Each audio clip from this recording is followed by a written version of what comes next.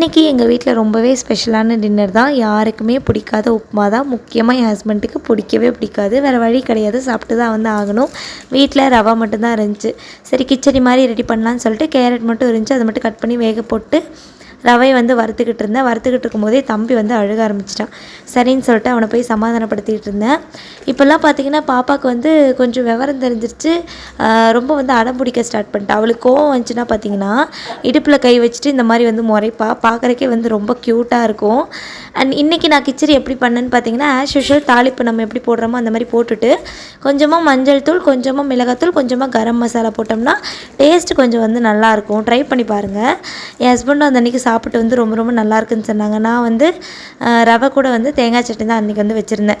எப்போயுமே ரவை கிண்டினதுக்கப்புறம் ஒரு 5 மினிட்ஸ் ஆகுது நல்லா மூடி வச்சுட்டு அதுக்கப்புறமா சர்வ் பண்ணிங்கன்னா இந்த மாதிரி வந்து ஒன்றோட ஒன்று ஒட்டாமல் நல்லா வந்து பதமாக இருக்கும். ட்ரை பண்ணி பாருங்கள்.